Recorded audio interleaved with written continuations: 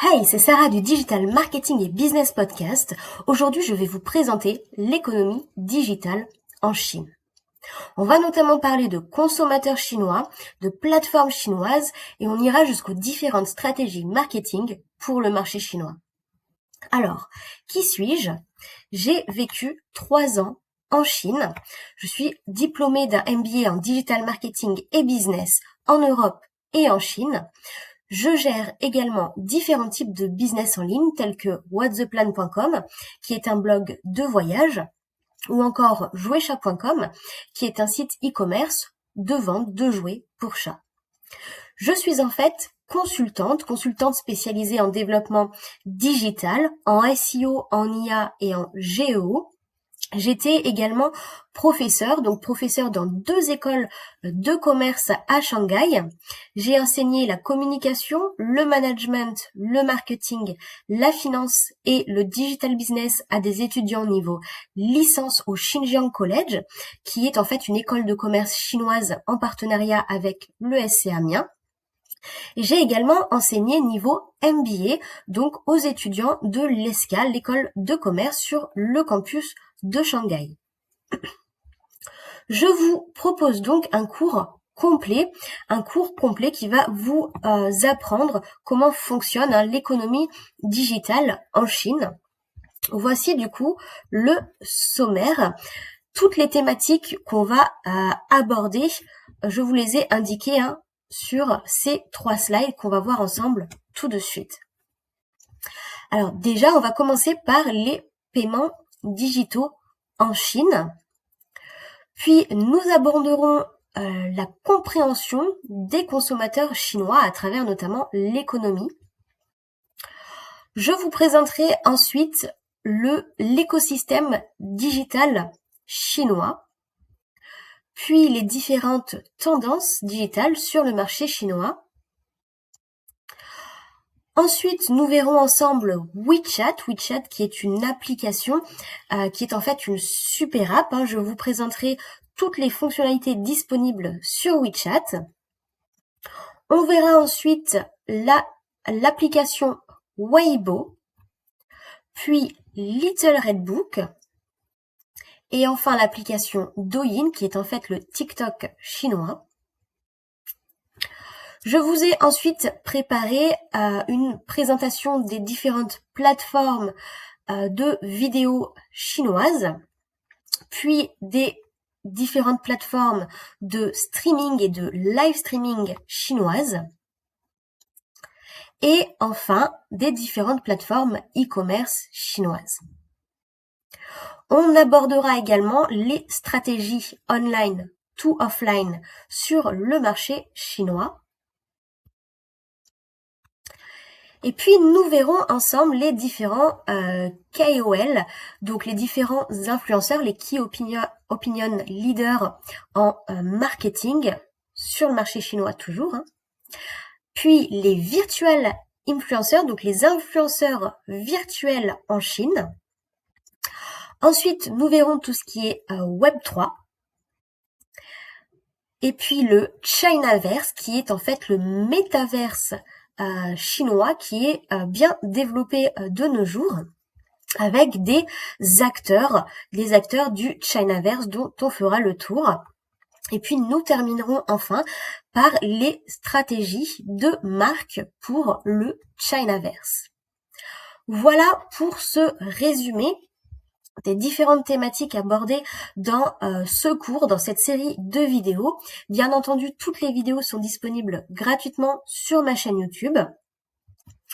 Les objectifs de ce cours sont notamment de développer une compréhension de l'écosystème digital chinois. Cette compréhension, elle est importante non seulement pour votre culture, mais parce que, comme vous le savez, la Chine est de plus en plus importante sur les marchés. Il est important de comprendre les consommateurs chinois parce que les marques françaises, européennes vendent à ces consommateurs. Il faut donc comprendre l'environnement digital dans lequel ils grandissent, qui est leur quotidien. Il faut également comprendre cet environnement digital parce que la Chine est de nos jours pionnière à niveau technologie, niveau stratégie de vente, stratégie marketing. Et la plupart de ces tendances vont arriver peu à peu en Europe et en France. Donc si vous avez déjà connaissance de ces tendances, vous allez les maîtriser plus rapidement et plus facilement. Ensuite, il faut bien entendu connaître les usages au niveau d'Internet, au niveau des applications des consommateurs chinois pour pouvoir préparer vraiment votre tunnel d'acquisition. Il faut savoir comment vendre à ces consommateurs chinois, comment leur parler, qu'est-ce qui fonctionne. Et il faut savoir identifier et reconnaître les acteurs de cet environnement digital. Voilà pour les objectifs. On s'attaque maintenant au point numéro 2, comprendre les consommateurs chinois. Et pour les comprendre, on va s'intéresser à l'ouverture de l'économie chinoise. Cette ouverture, elle débute en 1978 avec des réformes destinées à attirer des investissements étrangers et à établir des zones économiques spéciales. En 1987, une grosse entreprise américaine va s'installer à Pékin. C'est également un fait marquant puisque c'est le début de l'intérêt, de l'accroissement de l'intérêt des entreprises étrangères et notamment américaines pour la Chine. En 1995, c'est la semaine des 5 jours qui est établie à la place de la semaine des 7 jours. Avant 1995, les Chinois travaillaient 7 jours sur 7. À partir de 95, ils disposent de 2 jours de repos par semaine et peuvent donc dédier leur temps à leurs loisirs. Ils vont donc dédier plus de temps à leurs loisirs et vont donc plus consommer. En 1999, c'est au tour de Starbucks de s'établir à Pékin. En 2001, la Chine rejoint l'OMC, l'Organisation mondiale du commerce. En 2008, ce sont les Jeux olympiques qui sont organisés à Pékin. En 2010, la Chine devient la deuxième plus large économie du monde après les États-Unis. En 2011, Best Buy devient la première entreprise occidentale à admettre sa défaite et à se retirer du marché chinois. Là, c'est l'une des premières défaites des entreprises occidentales en Chine. Il y a donc une reconnaissance que le marché est spécifique, que les entreprises ne peuvent pas s'y établir sans avoir une stratégie bien adaptée. On va voir juste après que c'est également le cas pour les plateformes digitales, les réseaux sociaux tels que Facebook. En 2013, la classe moyenne chinoise atteint 420 millions de personnes, soit 31% de la population. La classe moyenne en Chine, qu'est-ce que ça signifie? Ça signifie notamment qu'il y a de plus en plus de personnes qui ont accès à des revenus supérieurs et donc qui consomment de plus en plus. Il y a également la 4G qui est lancée en 2013. En 2019, Starbucks, qui donc s'est installé en 1999, on le rappelle, atteint 4300 boutiques en Chine. Donc là, on a un exemple d'entreprise qui a réussi en Chine. On va maintenant s'intéresser d'un petit peu plus près à cette classe moyenne qui a atteint 420 millions de personnes en 2015. Alors, qu'est-ce qui est considéré comme classe moyenne sur ce graphique qui vient d'un rapport de Kaiwo, une agence marketing basée à Shanghai et qui date de 2020. on a donc en rouge la classe moyenne et on voit que cette classe moyenne en proportion au total est bien plus inférieure que les classes inférieures ici. Si on additionne les 2 barres bleues, on a bien sûr beaucoup plus de personnes que si on additionne les 3 barres rouges. Alors, la classe moyenne sur ce graphique est considérée de classe moyenne les personnes touchant entre 2000 et 10 000 yuan par mois de revenus par ménage chinois. Donc, on se rend bien compte, en 2025, la population de la Chine, c'est 1,4 milliard de personnes. On a une classe moyenne émergente, mais on a quand même énormément de personnes en proportion de la population qui restent dans la classe inférieure avec un revenu mensuel qui est vraiment faible, qui est inférieur à 2000 yuan par mois. Ensuite, la population chinoise est donc répartie dans des villes. Ces villes sont classifiées en fonction du PIB qu'elles génèrent. Le PIB en anglais, c'est donc le GDP, le Gross Domestic Product. On a des villes qui sont classifiées tiers 1, étant donné qu'elles génèrent un PIB de plus de 300 milliards de dollars. Ces villes, c'est par exemple Pékin ou Shanghai. On a des villes considérées tiers 2 qui génèrent un PIB entre 68 milliards et 299 milliards de dollars. Ensuite, des villes de tiers 3 qui génèrent entre 18 et 67 milliards de dollars.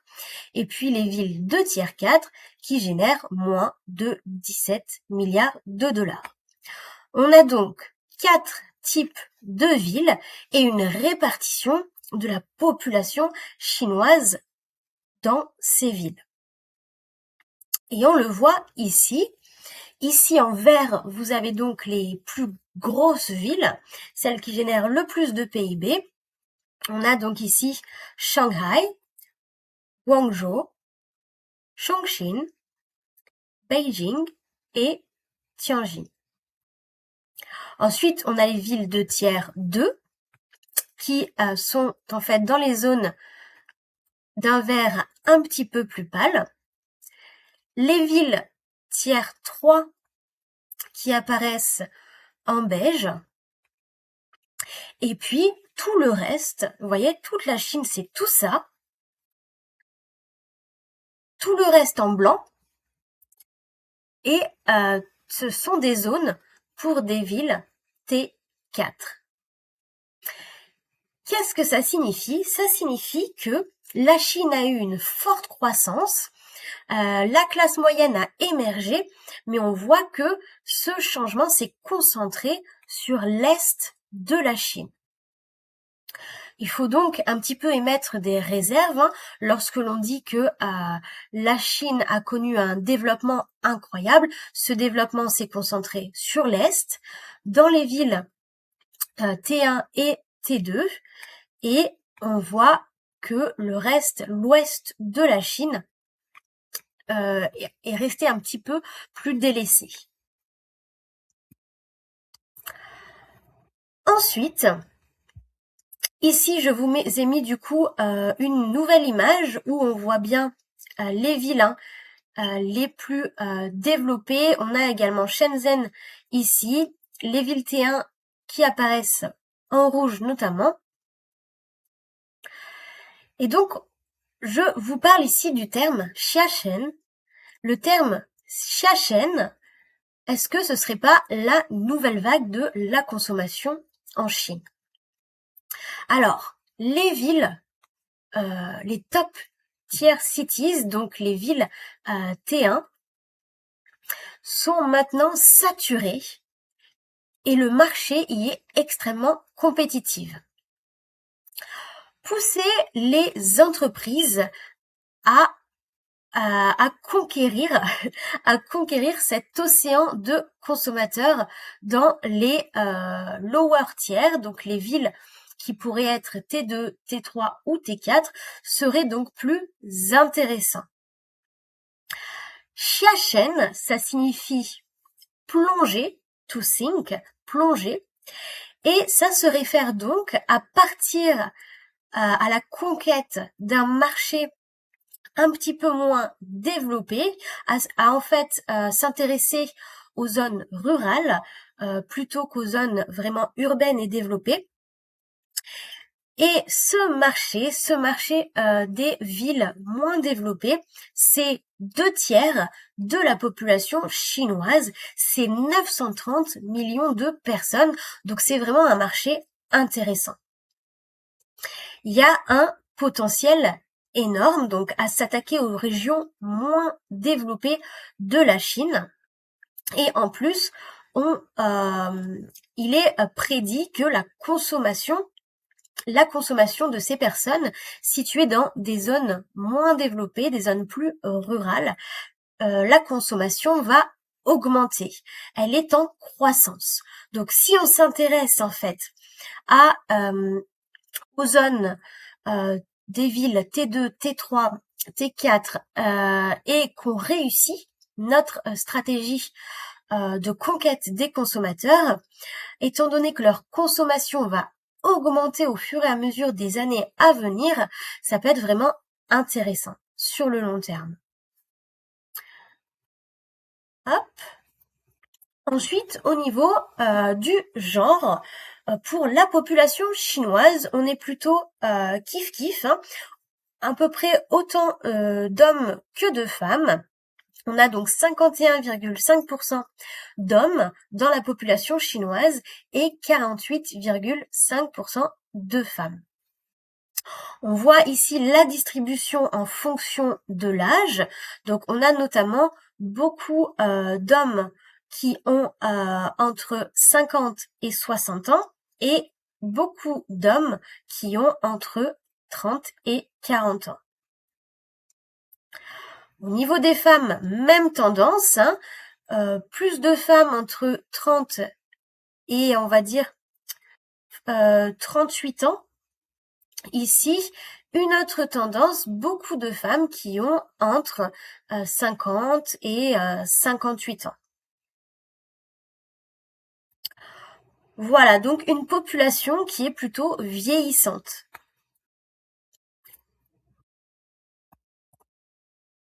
Ensuite, en ce qui concerne la classe moyenne, ici on s'intéresse donc à la classe moyenne chinoise en pourcentage des ménages qui vivent dans les zones urbaines. En 2012,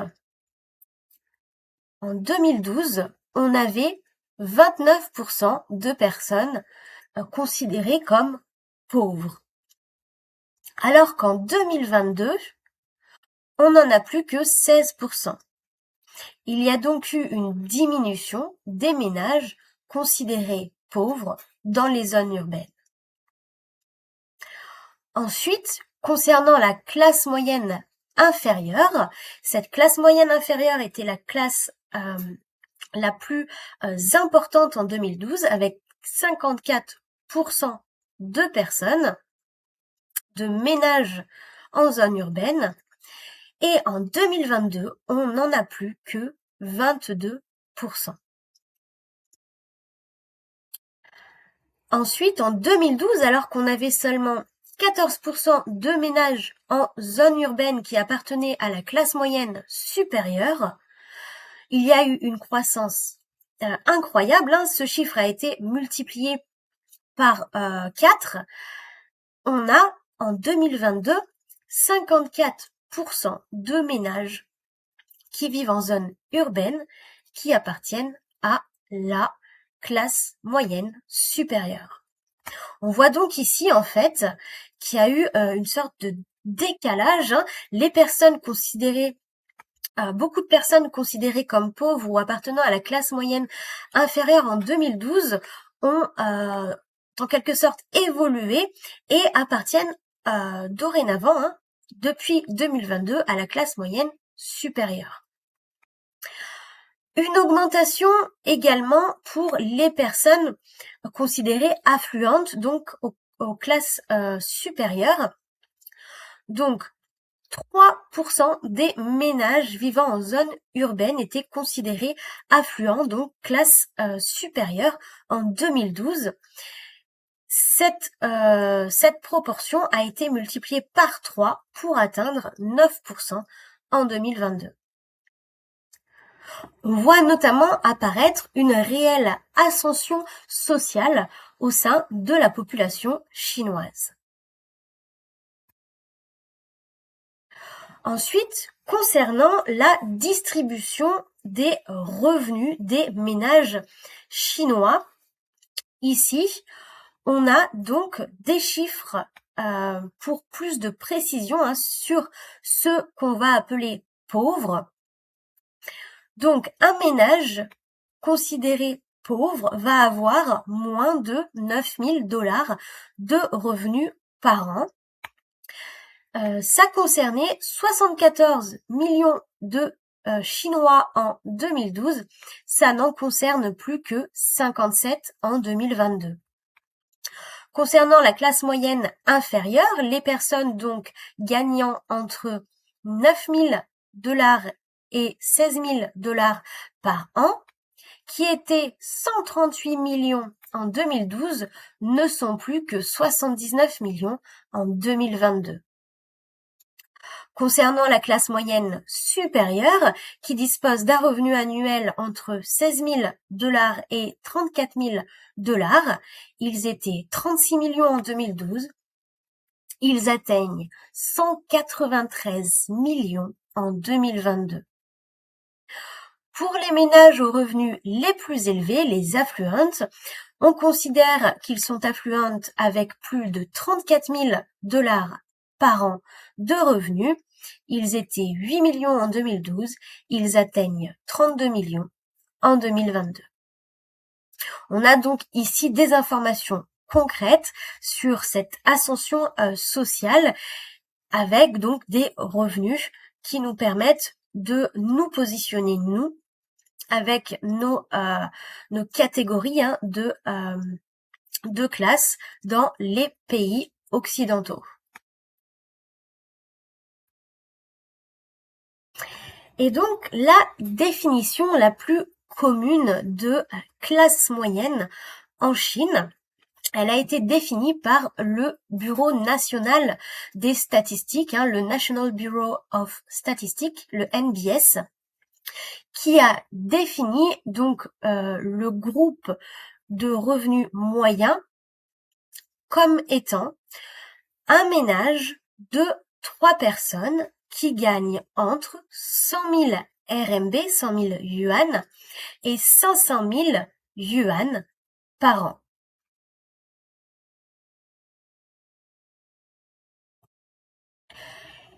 Ici, on voit un petit peu les prédictions en matière de classe moyenne. On parle ici de MAC, de MAC. Il s'agit en fait du terme Middle Class Affluent Consumer, donc bien la classe moyenne un petit peu plus supérieure. Et donc, les prédictions pour 2030, la population MAC, donc la classe moyenne supérieure, va augmenter pour atteindre 80 millions en 2030, selon donc la définition NBS. Qu'est-ce qu'il faut comprendre ici? Tout simplement que les villes tiers 1 se sont déjà développées durant les années précédentes, par le passé. Les villes tiers 2 également. Les classes moyennes des villes tiers 1 et 2 ont donc déjà émergé et c'est au tour des villes tiers 3. Ensuite, étant donné que la population chinoise a une classe moyenne émergente, a donc des ménages qui ont plus de revenus et plus de pouvoir d'achat, est-ce qu'ils dépensent pour autant? Eh bien, la tendance depuis le Covid, c'est donc une tendance à épargner.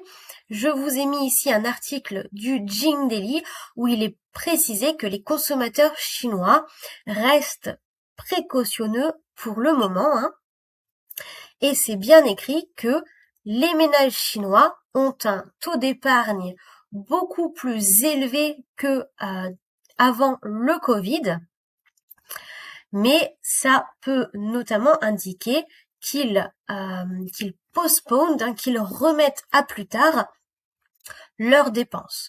Donc, qu'ils vont potentiellement se mettre à consommer plus tard et à dépenser cette épargne.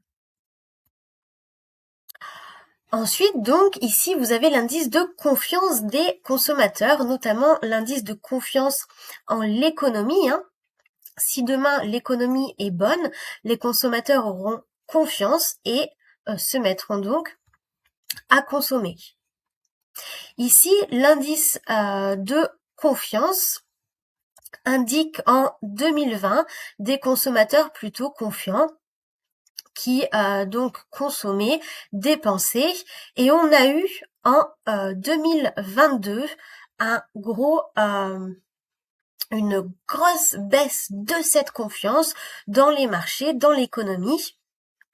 Et depuis, on voit que la remontée de cette confiance est plutôt difficile, hein. Donc, on est toujours en 2025 également sur des consommateurs qui manquent un petit peu de confiance envers le marché et l'économie chinoise. On va le voir tout de suite. Ici, j'ai donc un document qui est en fait un extrait du rapport de l'agence Totem, rapport qui vient de sortir, hein, qui est sorti en décembre 2025, avec la map de confiance des consommateurs chinois ici. Vous avez tout le détail des explications si vous souhaitez vraiment tout lire, hein, je vous laisse ça ici. Je vous explique comment lire cette carte. Sur l'axe des abscisses, vous avez la certainty, c'est-à-dire être certain de ce côté lorsque la certainty est élevée, être certain, avoir des certitudes en le marché, donc avoir finalement confiance envers le marché. De l'autre côté, vous avez une certainty qui est low, donc peu de certitude, peu de confiance envers le marché. Sur l'axe des ordonnées, on a donc le contrôle. Il s'agit ici en fait du contrôle des dépenses, de la manière de consommer de la population chinoise. Donc est-ce que finalement les Chinois contrôlent leurs dépenses? Lorsqu'ils ont peu de contrôle sur leurs dépenses, on est dans le low ici. Et lorsqu'ils en ont beaucoup, on est dans le high. Et en fait, ici, on était dans cette zone appelée le launchpad avec peu de confiance envers les marchés et beaucoup de contrôle des dépenses de la population chinoise entre 1990 et le début des années 2000. Et puis on voit que peu à peu, plus l'économie chinoise s'est ouverte et plus la classe moyenne a émergé, on est passé ici et jusqu'en 2019 dans la comfort zone.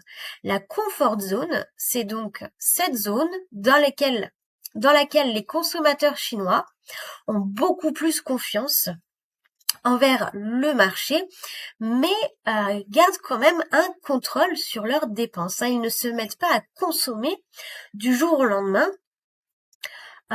Ils sont donc plutôt précautionneux. Et puis après 2019, changement, on passe vers beaucoup moins de contrôle, hein, de leurs dépenses. Ils sont ici dans la zone du passenger seat, le siège passager, où ils ont vraiment confiance envers le marché, envers l'économie chinoise. et du coup ils sont un petit peu moins précautionneux dans leur manière de dépenser, de consommer. Et puis, hop, depuis le Covid, on est en fait dans cette zone, la zone où les consommateurs chinois doutent du marché, de l'économie chinoise. Ils sont donc dans la zone de stress, où ils ont moins confiance au marché, et vu qu'ils avaient adopté une manière de dépenser, une manière de consommer qui avec beaucoup moins de contrôle, ils n'en sont pas encore sortis, donc ils ont encore leurs habitudes de consommation qui sont un petit peu moins contrôlées, qui sont sans trop de précautions, et voilà. Donc pour le moment, on est un petit peu dans cette bascule. Je vous ai ensuite sélectionné un autre graphique, toujours du rapport de l'agence Totem. Ici, ce graphique nous montre la demande relative de certains types de produits en fonction des années. On a donc les produits discount, les produits de luxe, les produits à forte valeur et les produits aspirants, qui sont donc de nouveaux produits sur le marché. Alors, entre 2000 et 2015, on voit que la demande de produits discount était la plus élevée. C'est donc le type de produit que la population chinoise consommait le plus. Cette demande a donc été en forte baisse depuis les années 2000, et ce jusqu'en 2020. On a notamment ici l'effet Covid, qui a forcément un petit peu stressé les Chinois, qui se sont mis à épargner, donc avaient moins confiance envers le marché, et donc ils se sont mis à consommer des produits discount, et cette tendance ne s'est pas arrêtée jusqu'à aujourd'hui. Ensuite, concernant les produits de luxe, la demande était en augmentation depuis les années 2000, et on voit qu'elle est plutôt stable depuis 2019-2020, avec une petite baisse ces 2 dernières années. Concernant les produits à forte valeur, on parle par exemple de produits de marque qui ne sont pas de luxe. Là, on a vraiment une demande en forte croissance depuis les années 2000, mais qui a été bien plus marquée depuis les années 2010.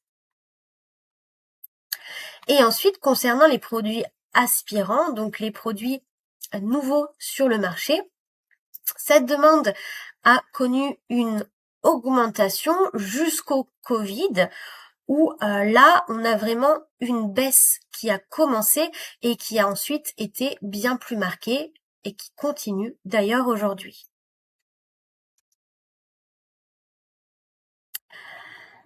Alors, ici, je vais mettre ma petite tête sur la droite, toujours un extrait du rapport de l'agence Totem. On a donc un petit résumé sur les tendances économiques de la Chine. On le rappelle, la Chine, c'est quand même le deuxième marché global au monde. La Chine a connu une ère de déflation, mais aujourd'hui, on arrive au bout. On attend, il est prédit un futur rebond du retail, et les consommateurs chinois sont maintenant sélectifs. Ils le sont depuis plusieurs années. Pour convaincre un consommateur chinois d'acheter un produit, de s'intéresser à une marque, il va vraiment falloir faire preuve de personnalisation. En Chine, la personnalisation, les technologies, tout cela fait partie de leur quotidien, donc il va vraiment falloir se différencier. Se différencier au niveau donc de la qualité du produit, de la stratégie marketing, tout en prenant compte que, bien entendu, la compétition au niveau des prix est intense. Les Chinois ont pour la plupart leurs fournisseurs à proximité, hein. Donc être en compétition avec une marque chinoise qui est capable de produire plus rapidement, moins cher et en plus grosse quantité, c'est quand même difficile. Donc il y a un marché énorme, hein, on l'a vu. Les Chinois, c'est 1,4 milliard de personnes. C'est donc un large marché avec une classe moyenne grandissante, donc un marché de plus en plus intéressant, avec une population qui a un pouvoir d'achat en croissance. Mais voilà, c'est quand même difficile, il faut bien connaître le marché. Et donc, à quoi s'attendre dans les prochaines années? Donc on le voit ici, Totem Agency nous a encore une fois fait un joli graphique. Et donc voilà, on peut s'attendre à 3 choses différentes. On est donc ici et soit l'économie chinoise va faire un bounce back, donc va repartir, on va dire, en pleine puissance. Donc ça signifie, ça induit en fait que les consommateurs chinois reprennent vraiment très vite confiance envers le marché et se mettent vraiment à consommer un petit peu au même rythme auquel ils consommaient avant. Ici, deuxième hypothèse, le recovery. Donc là, on parle d'un recovery, d'une reprise qui serait un petit peu plus lente, mais toujours assez marquée. Et sinon, on a le downshift, donc avec une sorte de stagnation, hein, du marché de la consommation chinoise. Si vous voulez en savoir plus sur l'économie chinoise, sur les tendances, je vous conseille de lire un rapport qui est gratuit, qui est disponible en ligne sous format PDF. C'est le rapport ici de l'Asia Society Policy Institute. Ce rapport est à jour actuellement et il vous dresse en fait les tendances économiques de la Chine et les prédictions pour 2026. Ensuite, dans une troisième partie, on va s'intéresser à l'écosystème digital chinois. Donc j'espère que cette vidéo vous a aidé, que vous avez tout bien compris. Si vous avez des questions, n'hésitez pas à me les poser sur LinkedIn ou par mail. Et moi, je vous dis à bientôt pour cette troisième partie.